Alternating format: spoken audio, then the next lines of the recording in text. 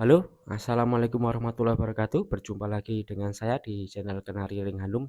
Nah, oke teman-teman, saya ingatkan lagi untuk yang belum subscribe, silahkan klik tombol subscribe dan bunyikan lonceng agar selalu mendapatkan informasi terupdate dari channel ini. Nah, pada kesempatan ini kan saya akan mau bahas tentang bagaimana perawatan kenari tembean dere agar cepat birahi ya.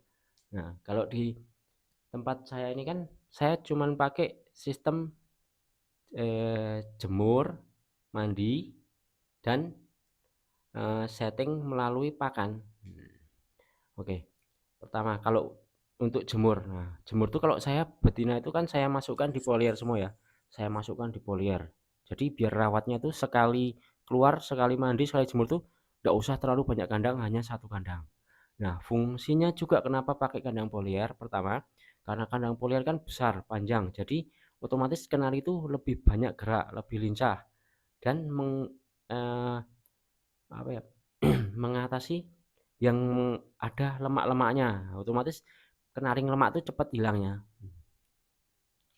Nah, kemudian pada saat proses penjemuran. Nah, proses penjemuran itu mulai dari penggemburan itu saya biarin. Posisi dalam kandang foliar sebelum diembunkan makanan dicabut semua, dilepas semua sambil minumannya juga nanti diganti. Jadi biarkan terapi lapar.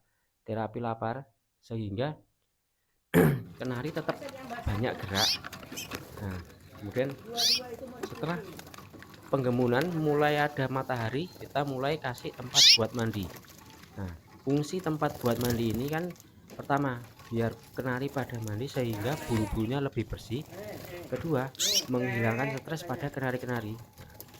Biarkan kenari mandi semua sampai mandi basah ya, enggak apa-apa itu mandi basah.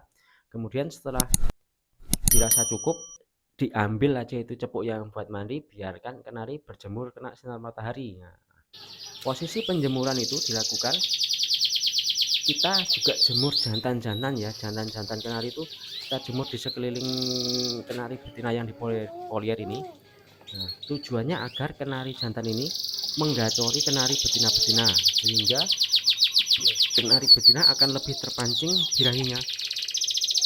Nanti dia akan saling saut ya antara kenari betina sama kenari jantan itu akan saling cuit. Nah, kita bisa kelihatan oh betina udah mulai birahi. Nah, kemudian setelah proses jemur kita rasa sudah cukup kering, nah bisa diangkat. Kenari itu kita yang di foliar kita angkat lagi, kita masukkan ke ruangan dan kita beri pakan. Nah, oke, untuk pakan kita bisa kasih apel atau telur puyuh atau jagung. Kalau saya dari ketiga IF itu saya seling-selingi.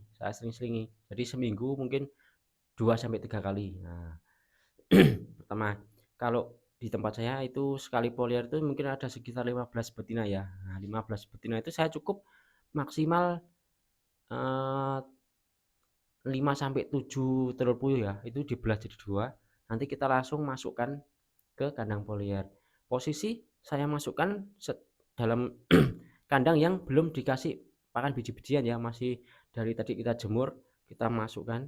Nah, karena dari terapi lapar yang proses pengembunan sampai penjemuran yang tidak ada makanan, otomatis kenari kan semua pada lapar, jadi lebih agresif untuk makan telur atau apel atau jagung. Nah, terus kenapa kok harus di terapi lapar dulu mas, nggak dikasih makan? Nah, gini, kalau di tempat saya itu lebih baik pakan EF tuh saya kasihkan langsung habis. Nah, jadi nggak menyisakan sehingga nggak ada timbul nanti makan basi tetap dimakan atau udah layu tetap dimakan gitu.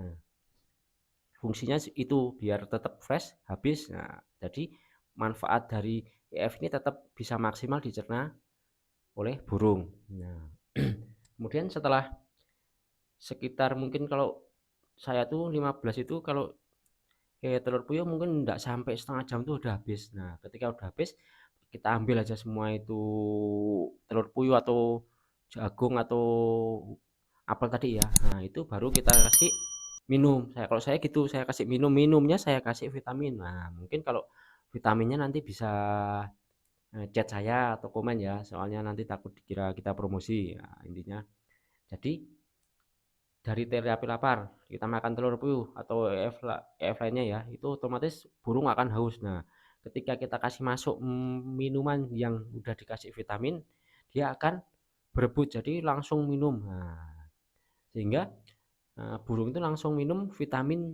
yang kita berikan. Efeknya kan otomatis vitamin langsung bisa dicerna ya, enggak campur-campur atau enggak nunggu-nunggu gitu loh.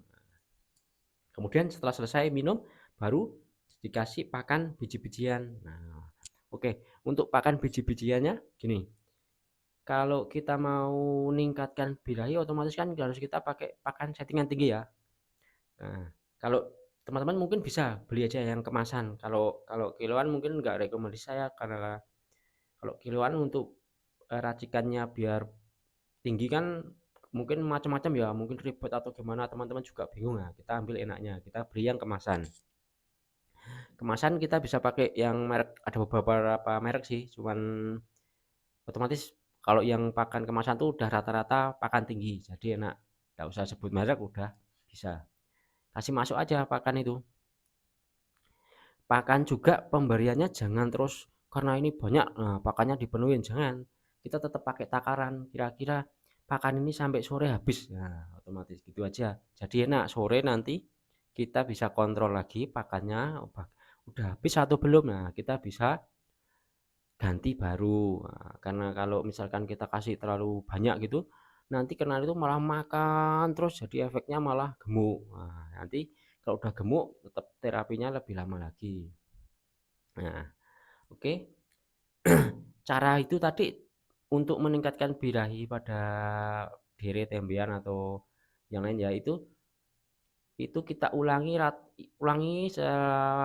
konsisten. Nah, jadi intinya konsisten dengan cara tersebut. Nah, itu bisa lebih efektif banget untuk meningkatkan birahi pada kenari daripada kita